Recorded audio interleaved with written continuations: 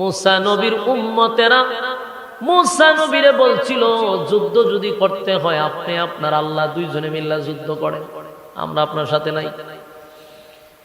বনী ইসরাইলের উম্মতরা ছিল 13 জাতের। এরা নবী মুসার সঙ্গে যুদ্ধের ময়দানে যাওয়ার পরে গিয়া হয় আপনি গিয়ে যুদ্ধ করেন, একা মুসা নবীরে ছাইরা দিয়া করছে। চিন্তা হয় কি জাতে উম্মত। একজন সাহাবী বলে, হুজুর আমরা মুসা পয়গম্বরের উম্মত না, আমরা হাবিবুল্লাহর উম্মত।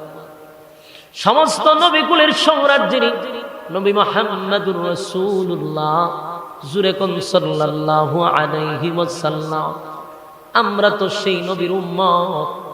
ওগো নবীজি, চিন্তার কোনো কারণ নাই, ওয়াদা দিলাম গো নবী, আমরা আপনাকে ছেড়ে যাব না, বরং আপনার ডাইনে থাকবো, বামে থাকবো, সামনে থাকবো, পিছনে থাকবো, আমরা আপনার জন্য জীবন দিব, কিন্তু আপনাকে ছেড়ে আসবো না।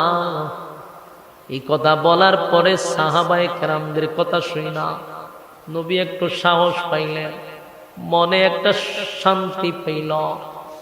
আমার যুবক ভাইয়েরা,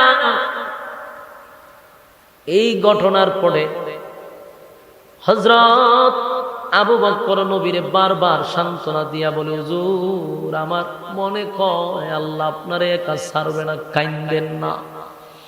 আপনি যদি এত কান্না কান্দেন গো নবী, সাহাবীদের মন ভেঙে যাবে। নবী বলেন, আবু বকর রে, আমার কলিজার টুকরা সাহাবীরা, আমি তাদেরকে 13-14 বছরে মাত্র কয়েকজনকে তৈরি করলাম, কত না কষ্ট ইসলামের জন্য তারা সহ্য করছে। অসংখ্য শরীরের আঘাতের চিহ্ন, পেটে খাবার নাই, পোশাক নাই, অস্ত্র নাই, সেই কলিজার টুকরাগুলি যদি শাহাদাত বরণ করে, এই জমিনে কে আল্লাহ বলে ডাক দিবে? নবীর এত কান্না, এত কান্না, এক পর্যায়ে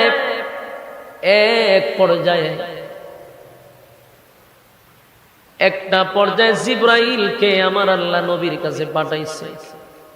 সুবহানাল্লাহ। জিবরাইল আলাইহিস সালাতু ওয়াস সালামকে পাঠাইল, পাঠাইয়া আমার হাবিবকে পাঠানোর পরে জিবরাইলকে পাঠায় কয়, আমার বন্ধুরে বন্ধু যেন টেনশন না করে, আমার বন্ধুর সাথে আমি আল্লাহ আছি।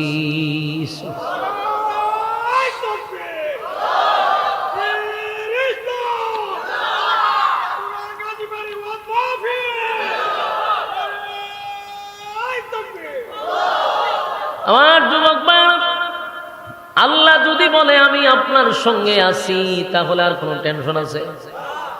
আর কোনো চিন্তার কারণ নেই। তাই নবী একটু খুশি হইলেন, কিন্তু নবী কয়, আল্লাহ আপনি আমারে কিছু বাহিনী দেন। আল্লাহ বলেন, কত বাহিনী লাগবে বলেন? 1000 মালাইকা দুনিয়ায় পাঠায়। নবী কয়, না মালিক আরো পাঠান। 2000 পাঠাই, না মালিক আরো পাঠান। 5000 মালাইকা জমিনে পাঠাইছে। সুবহানাল্লাহ। বলুন ফেরেশতা কি 5000 লাগে? একজন ফেরেশতা যদি এইভাবে গোতা দেয়, জমিন উল্টায়া পড়বে গিয়া। কিন্তু এগুলা কেন পাঠাইলেন? নবীরে সান্ত্বনা দেওয়ার জন্য। যুবক ভাইরা, আল্লাহ তখন নবীরে বলেন, পয়গম্বর, গায়ে ফাড়া দিয়া যদি বারবার কেউ ঝগড়া করতে চায়, তাদেরকে ছেড়ে দেওয়া উচিত না। 13 বছর আমার নির্দেশে মাইর খাইছেন, 13 বছর এক সাটিয়া মাইর আপনি খাইছেন। আমি আপনাকে একবারও বলি নাই যে আপনি প্রতিবাদ করেন, তাই এক চাটি আপনি মাইর খাইলেন। আমি আল্লাহ আপনাকে বলি নাই আপনি আঘাত করেন। এক চাটিয়া মাইর খাওয়ার পরে দেড় সাইডা দূরে আসছেন, তারপরেও তারা গায়ে পাড়া দিয়া ঝগড়া করতে চায়। এবার তো আর ঘরে বসে থাকলে হবে না, মাথায় সবসময় পাগড়ি থাকলে চলে না, মাঝে মধ্যে পাগড়িটা মাজায় বাঁধতে হয়। মাঝে মধ্যে মাজায় পাগড়ি বাঁধতে হয়। ইসলাম শুধু তসবির মধ্যে না, ইসলাম শুধু পাগড়ির মধ্যে নয়, ইসলাম মাঝে মধ্যে তরবারি হাতে নিতে হয়। ইসলাম জিন্দা করতে হলে ইসলাম নামক বৃক্ষের নিচে রক্ত দিতে হয়। সাহাবায়ে কেরাম রক্ত দিয়ে আমাদেরকে দেখায়া গেছে। আর আমরা শুধু ইসলামটাকে খানকার ভিতরে রাখছি, ইসলামটাকে শুধু তসবির মধ্যে রাখছি, পাগড়ির মধ্যে রাখছি। বারবার আমরা ভাড়া দিয়া কথা কয়, আমরা কেন পাগড়ি মাথা দিয়ে রাখছি? পাগড়ি মাজায় বাইন্দা কুবা শামসুর মতো কুবাইলা হয়। যত নরম তত এরা আরো বেশি আমাদের উপরে বিগ্রায়, ঠিক নেই? অত নরম হলে চলবে না। মাঝে মধ্যে ব্রাহ্মণবাড়িয়া বেড়াইতের মতো লেগে যান গেল না, ব্রাহ্মণবাড়ির যে বেড়াইতে ডরায় কেড়ে ভয় পায়। এরা টেড়া মেডা লই এলে জায়গা মারা এলে বাপ রে বাপ, ব্রাহ্মণবাড়ির নাম হলে মেঝে শরীর 100 ডিগ্রি জোড়ায় পড়ে। যে এরা যে জাত যদি লাগে তে ঠেড়া মেডা লইয়া এখানে যাবে। আপনারা তো এই অবস্থান তৈরি হইরা নিছেন। আপনারা যদি শুরুর থেকে এরকম ভাবে ভীতু হইয়া থাকতেন তাহলে এই লকব কি লাগতো, আর এই ভয় কি মানছে পাইতো? এই জন্য প্রত্যেকটা মানুষ ইসলামের হেফাজতের জন্য, ইসলাম রক্ষা করার জন্য আমাদের এরকম ভূমিকা নেওয়া দরকার। আমাদের লোক মারে, আবার অহবাদ আমরা রে দেয়। শুনেন, আমি একটা ঘটনা করি। ইউরোপ কান্ট্রি, এই যে মনে করেন বুশ, এ মারলো কারে? ইরাক রে, কথা হয় না, এই মারলো, পুরা দেশ ধ্বংস করে দিল। এরপরে ধরলো আফগানিস্তান, লক্ষ লক্ষ শিশু নারীকে ধ্বংস করে দিল। ওখানে আপনি আমারে মারতেছেন, আমি কি প্রতিবাদ করতাম না? প্রতিহত করতাম না? মানে আমি যদি আবার পাল্টা আপনারে মারতে যাই, আমারে বানাই দেয় জঙ্গি। কি তালের নাটক সাজাইছে চিন্তা করছেন? আজ পর্যন্ত আমেরিকাকে কেউ জঙ্গি বলছে? আপনারা আমার কথা বুঝেননি। হ্যাঁ না কইয়েন, এমনি তো ওয়াজ দিয়ে করতেছি, কেমন আমার ফেডের ভিতর থেকে কথা বাড়িত যে অবস্থা আপনাদের, তখন আপনারা যদি আওয়াজও না দেন আর কথা করতে পারিত। একটু মনোযোগ দেখো। বলো না, আজ পর্যন্ত আমেরিকার কেউ জঙ্গি হয়েছে? অথচ বিশ্বের সবচেয়ে বড় টেরোরিস্ট তারা, তত্ত্ব সন্ত্রাসীর জন্য 1 নাম্বার। এরারে কেউ জঙ্গি হয় না। জঙ্গি হয় কারে? নিরহ মুসলমান। মায়ের খায় আমরা, প্রতিবাদ করতে গেলে আমরা জঙ্গি সাজা। কথা কই না দিই? আমার বাইরে আপনি হত্যা করবেন, আমার ইবাদত খানা আপনি ভাঙবেন, মাঠে নামলাম আমরা জ্বালাই দিলেন জঙ্গি। হ্যাঁ, এই নাটক তো আমরা দেখতে দেখতে বড় হয়ে গেছি। এই নাটক আমার যে বয়সী নাটক দেখতে দেখতে বড় হয়েছি আমরা। একজন আলেম যদি একটা কোরআন শরীফ এভাবে বুক নিয়ে হাঁটতে হাঁটতে যায়, কয় এটা জঙ্গির বই।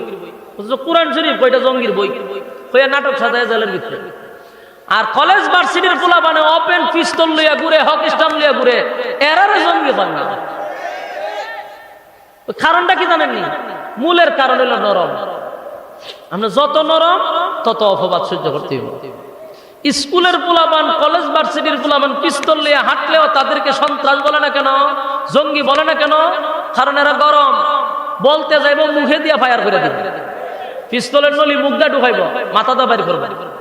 এই কারণে ভয়েও এরারে জঙ্গি হয় না, এরারে সন্ত্রাস হয় না।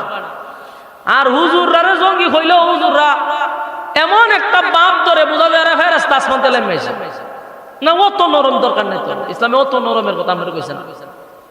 এত সুফিগিরি ইসলামে নাই। ইসলাম যদি এত সুফি হইতো তাহলে 27টা যুদ্ধে রাসূল সেনাপতি থাকতো না।